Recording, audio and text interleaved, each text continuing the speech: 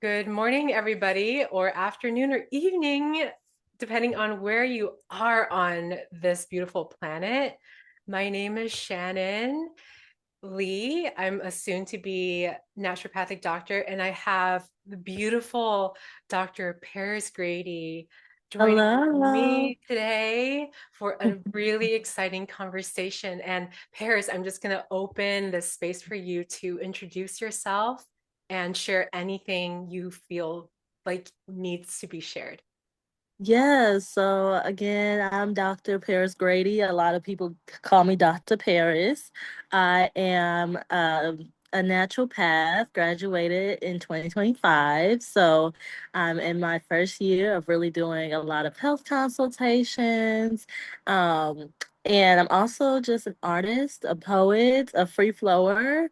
I believe deeply in ancestral and root medicine. So that is the place where I thrive and that I would like to share with today with people. So I'm so excited. So yeah, for everybody listening, we're just gonna have a casual conversation between Paris and I. So first, I wanted to open the first question with, yeah, well, I don't know if it's a question, but tell me more about like why connecting with yourself, your roots, and your ancestry is such a precious thing for you. Tell me more about that. I want to hear all about it. Mm, that's such a good question. Let me think for a second. Um, yeah, I feel that naturally, those things found me in the midst of my quest of becoming a woman altogether.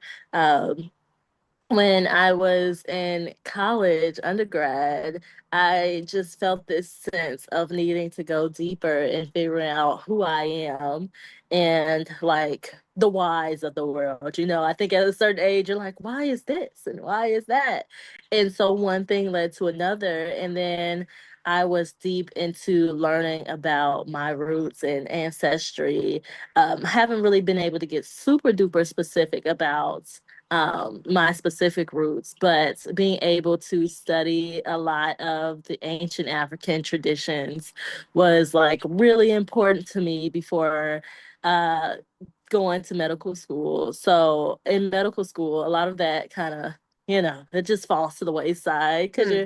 you're on the grind of it. But now, like on the other side, I had this feeling of like, what am I doing? Like, what am I doing this for? And returning to a lot of that curiosity was also a sense of returning to myself. And I felt that that is so healing for me. And why would that not be healing for other people? So now I'm just trying to use the things that I found helpful, whether in medical school or through my own quest of ancestral medicine, and seeing how I can blend the two to really help other people. So that's where that Mm, all comes from. mm. Yeah, I have two questions coming up. So first one, so what you said, Paris, like about how it kind of like fell off to the wayside during school. Mm. I resonate I so feel that. Are you able to touch on that a little bit? I'd love to hear if you Yes. yeah, And yeah. I want you to piggyback because I know I you will, also totally. have such a story. Okay. Oh, for how I'm gonna say this as politely as I can, Totally. because I am now in that stage of my healing where I realize that for the most part, people do the best that they can with what they are given and Yeah. the knowledge that they have. That being said, when I was in school, of course, the sciences, you have to have that. You're in medical school, you have to have the sciences, you need to have the clinical background. I think my frustrations came from in my resentments a little bit that I had to like heal Mm-hmm. in with was the fact that so many other cultures, not so many, a few cultures were highlighted. Mm-hmm. And I felt that I had this sense of like, this isn't fair. Like, Mm, yeah, what about what like we have to offer? And just so the rigor of the sciences in themselves was just so a lot. And then on top of that, feeling like when we do take time to study the history of medicine, I feel like I'm not coming up, like my people aren't yeah, coming up. So, and again, the school can only do with what they know and the information that they feel privy to share. So, mhm, I think that's why diversity and equity is important. yeah, But anyway, but I think that was kind of how that fell to the wayside in the midst of like, oh my God, like I have all these other assignments to do. But I'm still being reminded that ancestral medicine is a thing, but I feel that I don't have access to that at this moment, or space to explore that while exploring someone else's. So I don't know if I like articulated that in the best way that I could, but I yeah, think yeah. that's the feelings. Yeah. I feel like I'm with you. I'm tracking with you when you're sharing that. So it's just like it puts into perspective, like with that, right? With that coming Mhm. up, there's so much space in our own bodies and time and energy that we have to direct towards like the sciences. And then the other things that get stirred up that don't have the space to shine, like identity, Mhm. knowing who I am, already being curious and deepening that, and then being confronted with with either what we can say intentional or unintentional, conscious or unconscious ways of feeling not seen through Mhm. your body and your ancestry that is expressed through you as a woman. Um, Right. and then we're also navigating, going through like school, we're also navigating so many complex situations like relationships, ruptures, repairs, confusion, people's things and parts bumping up into each other and not being aware of what's happening. And that stirs so much too. And yeah, like I like what I am trying to kind of like get at is that it's in my experience and through my own experience and like watching and witnessing and then studying others moving through a this program is that even if people who are really drawn to personal growth or spiritual growth or whatever you want to call it, oftentimes it does get like pushed to the side, Mhm. pushed somewhere or stuffed in a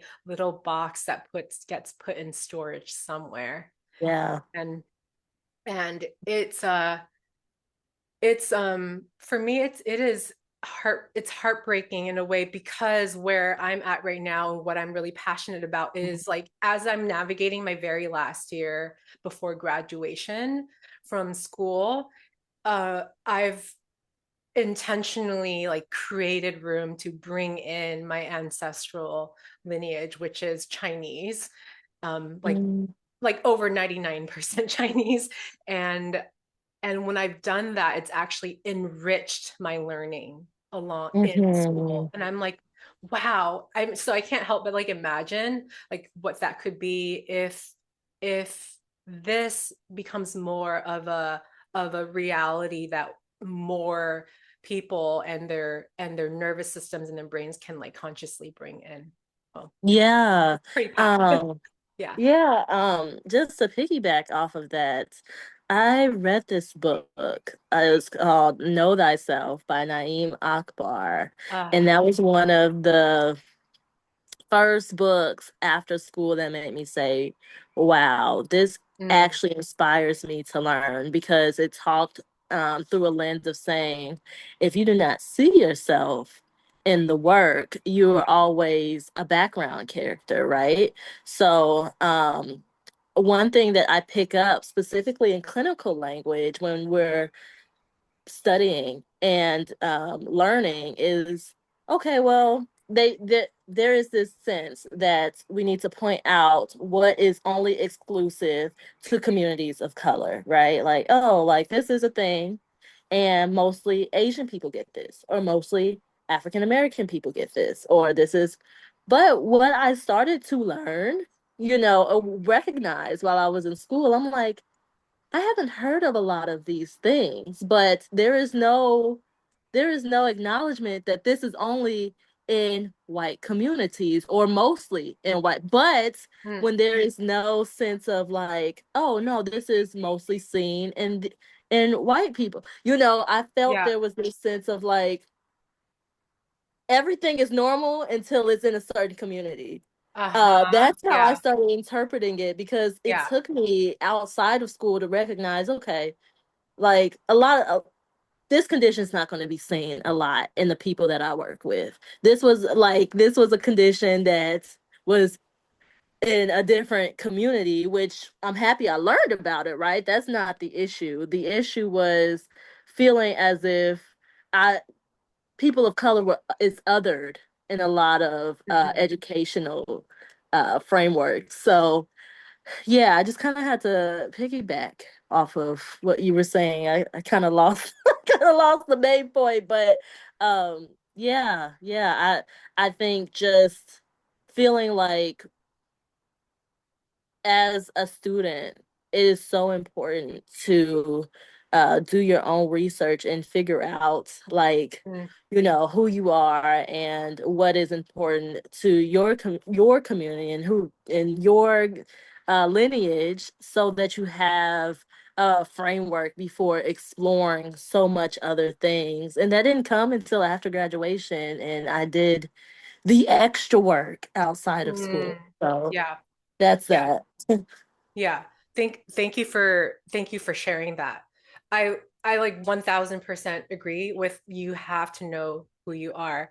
Like in And I'll elaborate a little bit on that. But first, like there's a movie that I've told some people about. It's called Joyride.